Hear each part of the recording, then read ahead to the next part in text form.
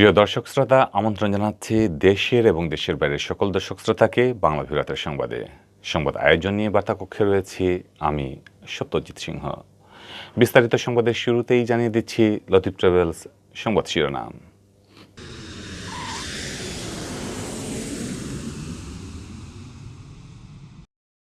সিলেটে সিট মিলছে না হাসপাতালে, ওসমানীতে 400 সিটের করোনা ইউনিটের উদ্যোগ, অনুমতি পেলে কাজ শুরু করতে চায় সিসিক।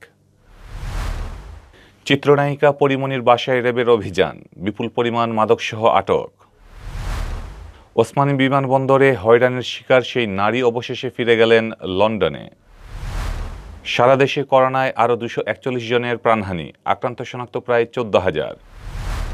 সিলেটে একদিনে করোনায় মৃত্যুর নতুন রেকর্ড, 20 জনের মৃত্যুর দিনে আক্রান্ত শনাক্ত 7 শতাধিক। শনিবার থেকে শুরু হচ্ছে গণহারে টিকাদান, সিলেটে প্রস্তুত হচ্ছে আরও 181 কেন্দ্র। দেখছিলেন সংবাদ শিরোনাম, এবারে বিস্তারিত। প্রতিদিন নমুনা পরীক্ষায় আক্রান্ত হিসেবে শনাক্ত হচ্ছেন প্রায় 1000 মানুষ। আক্রান্ত শনাক্তের সাথে বাড়ছে হাসপাতালে আসা রোগীর সংখ্যা, কিন্তু সরকারি বেসরকারি হাসপাতালে শয্যা সংকটের কারণে ভর্তির সুযোগ পাচ্ছেন না রোগীরা। সেই সাথে রয়েছে অক্সিজেন সংকটও। এই অবস্থায় সিলেটে দেখা দিয়েছে করোনার চিকিৎসা সংকট। এই সংকট কাটাতে ওসমানী মেডিকেল কলেজ হাসপাতালে আরও 400 শয্যার একটি করোনা ইউনিট চালুর উদ্যোগ নেওয়া হয়েছে। সরকার থেকে অর্থ বরাদ্দ পাওয়া না গেলে দান অনুদান নিয়ে হলেও সিলেটের মানুষের জন্য এই ইউনিটটি চালু করতে চায় সিলেট সিটি কর্পোরেশন। সরকারের অনুমতি পেলেই ওসমানীর নতুন 10তলা আউটডোর ভবনে করোনা ইউনিটে চালু করতে চান সিলেট মেয়র আরিফুল হক চৌধুরী। বর্তমানে ওসমানীতে করোনা চিকিৎসার জন্য 330টি সাধারণ শয্যা ও 18টি আইসিইউ শয্যা রয়েছে। 400 শয্যার করোনা ইউনিট চালুর জন্য প্রায় 8 মাস আগে স্বাস্থ্য মন্ত্রণালয়ে প্রস্তাব পাঠিয়েছিলেন ওসমানী মেডিকেল কলেজ হাসপাতাল কর্তৃপক্ষ। এরপর কয়েক দফায় মন্ত্রণালয়ে পাঠানো হয়েছে তাগিদ। স্বাস্থ্য মন্ত্রণালয়ের সাথে কথা বলেছেন পররাষ্ট্রমন্ত্রী ডক্টর একে আব্দুল মোমেনও। চিঠি দিয়েছেন সিলেট সিটি কর্পোরেশনের মেয়র, কিন্তু এখন অবধি ওই করোনা ইউনিট চালুর বিষয়ে অনুমতি মেলেনি, পাওয়া যায়নি কোনো বরাদ্দ। অথচ প্রয়োজনীয় সকল প্রস্তুতি নিয়ে অপেক্ষায় ওসমানী হাসপাতাল কর্তৃপক্ষ। প্রয়োজন শুধু সেন্ট্রাল অক্সিজেন লাইন বসানোর জন্য 4 কোটি টাকা। জানা গেছে করোনা পরিস্থিতি খারাপ হতে পারে এমন শঙ্কায় প্রায় 8 মাস আগে 400 শয্যার করোনা ইউনিট চালুর অনুমতি ও বরাদ্দ চেয়ে স্বাস্থ্য মন্ত্রণালয়ে একটি প্রস্তাবনা পাঠায় ওসমানী হাসপাতাল কর্তৃপক্ষ। সেই প্রস্তাবে সাড়া না পেয়ে গেল এপ্রিলে ফের প্রস্তাব পাঠানো হয়। সর্বশেষ ঈদুল আজহার আগে মন্ত্রণালয়ে চিঠি দেন সিসিক মেয়র আরিফুল হক চৌধুরীও। চিঠিতে বলা হয়, সিলেটে যে হারে সংক্রমণ বেড়েছে তাতে ওসমানীর প্রস্তাবিত করোনা ইউনিট দ্রুত চালু করা প্রয়োজন। অক্সিজেন লাইন দ্রুত স্থাপন করে এটি চালু করলে করোনা রোগীকে চিকিৎসা সেবা নিশ্চিত করা যাবে। আর যদি সেন্ট্রাল অক্সিজেন লাইন স্থাপনে দেরি হয় কিংবা অপারগতা প্রকাশ করা হয়, তাহলে সিলেট সিটি কর্পোরেশন অনুমতি পেলে নিজস্ব খরচে অক্সিজেন লাইন স্থাপন করে দেবে। স্বাস্থ্য বিভাগের তথ্য মতে করোনা চিকিৎসার জন্য সিলেটে সরকারি বেসরকারি মিলিয়ে প্রায় 850 শয্যা আছে। সব মিলিয়ে আইসিইউ শয্যা আছে 137টি। বর্তমানে এসব আইসিইউর প্রতিটিতে রোগী ভর্তি রয়েছেন, সাধারণ শয্যাগুলোও খালি নেই। সংশ্লিষ্টরা বলছেন, বর্তমানে করোনার ভয়াবহ সংক্রমণ চলছে সিলেটে। প্রতিদিন অসংখ্য মানুষ হাসপাতালে ঘুরে সিট খালি না পেয়ে ফিরে যাচ্ছেন। অনেকেই হাসপাতালে আইসিইউ না পেয়ে মারা যাচ্ছেন। এই কঠিন অবস্থায় ওসমানীর 400 শয্যার ইউনিট চালু থাকলে করোনা আক্রান্ত রোগীদের চিকিৎসা সেবা অনেকটাই সহজ হতো। কিন্তু মন্ত্রণালয়ের সিদ্ধান্তহীনতায় আটকে আছে ওসমানী হাসপাতালের করোনা ইউনিট। সিলেট সিটি কর্পোরেশনের মেয়র আরিফুল হক চৌধুরী জানান, আমরা স্বাস্থ্য মন্ত্রণালয়ে চিঠি দিয়ে জানিয়েছি, যদি ওসমানী হাসপাতালে 400 শয্যার নতুন ইউনিট চালু করতে অর্থ বরাদ্দ না মিলে তবে সিটি কর্পোরেশনকে কাজের অনুমতি দিতে। সরকারের অনুমতি পেলে আমরা সিটি কর্পোরেশনের পক্ষ থেকে সেন্ট্রাল অক্সিজেন লাইনের কাজ করে করোনা ইউনিট চালু করব। প্রয়োজনে সিলেটের মানুষ ও প্রবাসীদের কাছেও সহযোগিতা চাওয়া হবে। রাজধানীর বনানীর বাসা থেকে বিপুল পরিমাণ মাদকসহ ঢাকাই চলচ্চিত্রের আলোচিত অভিনেত্রী পরীমনিকে আটক করেছে র্যাব। বুধবার সন্ধ্যা ৭টার দিকে র্যাবের কয়েকটি গাড়ি পরীমনির বাসায় প্রবেশ করে। এ সময় জনতার ভিড় ঠেলে পরীমনিকে গাড়িতে তোলা হয়। এর আগে বুধবার বিকাল ৫টার কিছু সময় আগে সুনির্দিষ্ট তথ্যের ভিত্তিতে রাজধানীর বনানীতে পরীমনির বিলাসবহুল বাড়িতে অভিযান চালায় র্যাব। বিপুল পরিমাণ মদ পাওয়া যাওয়ায় তাকে আটক করে বাহিনীটি। অভিযানে থাকা র্যাবের একাধিক কর্মকর্তা জানান, পরীমনির বাড়ির প্রতিটি রুম তল্লাশি করা হয়েছে। সেখানে বিপুল পরিমাণ মদ পাওয়া গেছে। তাকে আটক করা হয়েছে। এর আগে বিকাল ৪টার দিকে নিজের ভেরিফাইড ফেসবুক পেজ থেকে লাইভে আসেন পরীমনি। জানান তার বাসায় কে বা কারা প্রবেশের চেষ্টা করছে। পরীমনি জানান, তার বাসায় সিভিলে এসে কেউ দরজা খোলার জন্য বলছে। তাদের পরিচয় জানতে চাইলেও তারা পরিচয় দিচ্ছেন না। এক একজনের এক এক রকম পোশাক। তিনি আতঙ্কিত। পরীমনি দাবি করেন, তিনি ডিবি কার্যালয়ে ফোন করলে তাকে জানানো হয় ডিবি পুলিশের কেউ তার বাসায় যাননি। ফলে ভীত হয়ে পড়েন তিনি। অবশেষে বিকাল ৪টা ৩৩ ফেসবুক লাইভে থাকা অবস্থায় দরজা খোলেন তিনি। তখনই বাসায় প্রবেশ করেন র্যাব সদস্যরা। পরীমনির লাইভে থাকা অবস্থায় গণমাধ্যমে খবর প্রকাশ পায় পরীমনির বাসায় অভিযান চালাচ্ছে র্যাব। এই খবরে সাংবাদিকরা পরীমনির বাসায় ভিড় করেন। এছাড়া বিপুল সংখ্যক উৎসুক জনতাও সেখানে জমায়েত হন।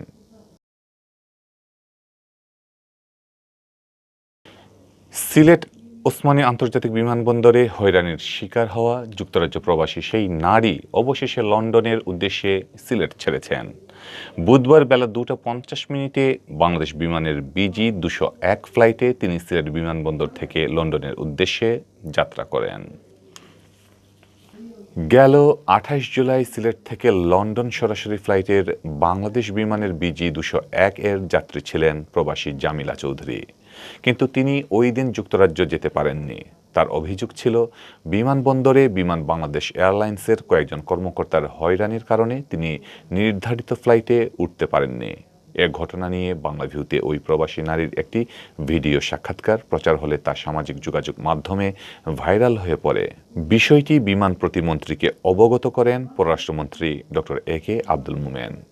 এরপর ৩০ জুলাই সন্ধ্যায় জামিলা চৌধুরীর বাসায় যান সিলেট ওসমানী বিমানবন্দরের একটি প্রতিনিধি দল।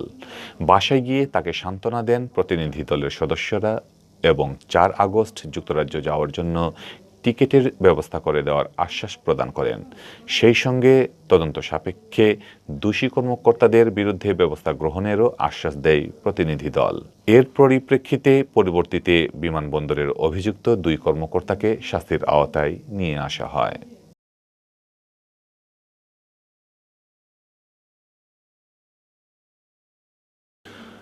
সারা দেশে গেল ২৪ ঘন্টায় করোনায় আক্রান্ত হয়ে ২৪১ জনের মৃত্যু হয়েছে। এ নিয়ে করোনায় দেশে মোট মৃতের সংখ্যা দাঁড়িয়েছে ২১,৬৩৮ জনে। ২৪ ঘন্টায় নতুন করে শনাক্ত হয়েছেন ১৩,৮১৭ জন। আর এ নিয়ে দেশে মোট শনাক্তের সংখ্যা বেড়ে দাঁড়ালো ১৩,০৯,৯১০ জনে। বুধবার স্বাস্থ্য অধিদপ্তর থেকে পাঠানো করোনা বিষয়ক নিয়মিত সংবাদ বিজ্ঞপ্তিতে এসব তথ্য জানানো হয়েছে। স্বাস্থ্য অধিদপ্তরের বিজ্ঞপ্তিতে বলা হয়েছে, ২৪ ঘন্টায় করোনা থেকে সুস্থ হয়েছেন ১৬,১১২ জন। এ পর্যন্ত মোট সুস্থ হয়েছেন ১১,৪১,১৫৭ জন। ২৪ ঘন্টায় নমুনা সংগ্রহ করা হয়েছে ৫১,৯০২ জনের। পরীক্ষা করা হয়েছে ৪৯,৫১৪টি। নমুনা পরীক্ষার তুলনায় শনাক্তের হার ২৭.৯১%। দেশে এ পর্যন্ত মোট নমুনা পরীক্ষা করা হয়েছে ৭৯,৪৮,৬৮৩টি। মোট পরীক্ষার তুলনায় শনাক্তের হার ১৬.৪৮%। নারী পুরুষ হিসেবে দেখা গেছে ২৪ ঘন্টায় মারা যাওয়াদের মধ্যে ১২৫ জন পুরুষ এবং ১১৬ জন নারী। এদের মধ্যে ১৮ জন বাসায় মারা গেছেন। একজনকে হাসপাতালে মৃত অবস্থায় আনা হয়েছে। বাকিরা হাসপাতালে মারা গেছেন। এ পর্যন্ত ভাইরাসটিতে মোট মারা যাওয়াদের মধ্যে পুরুষ ১৪,৫৪৪ জন এবং নারী ৭,০৯৪ জন। গত বছরের ৮ই মার্চ দেশে প্রথম ৩ জনের দেহে করোনা ভাইরাস শনাক্ত হয়। এর ১০ দিন পর ১৮ই মার্চ দেশে এ ভাইরাসে আক্রান্ত হয়ে প্রথম একজনের মৃত্যু হয়।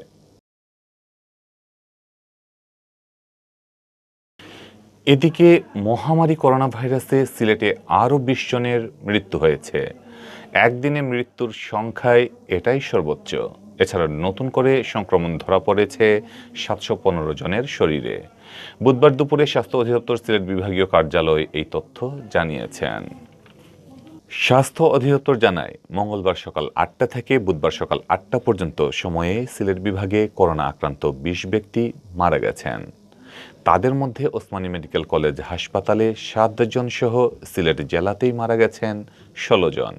এছাড়া সুনামগঞ্জে ৩ জন ও হবিগঞ্জে ১ জন মারা গেছেন। করোনায় ২৪ ঘন্টায় সিলেটে এত মানুষের মৃত্যু এর আগে হয়নি। সর্বশেষ গত ২৮ ও ৩০ জুলাই মারা যান ১৭ জন করে।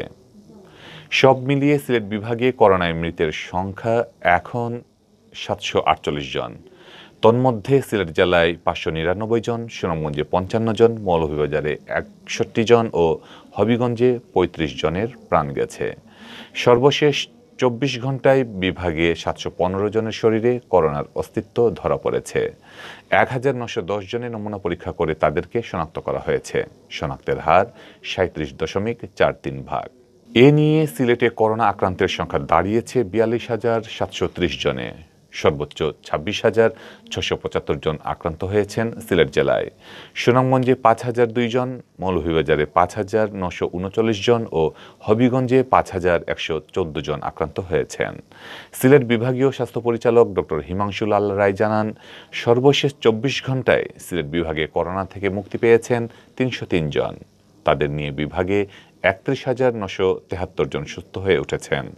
তিনি জানান, বর্তমানে সিলেট জুড়ে ৪৬৭ জন করোনা রোগী হাসপাতালে চিকিৎসাধীন। করোনার সংক্রমণ রোধে সরকার গণহারে টিকাদানের উদ্যোগ নিয়েছে।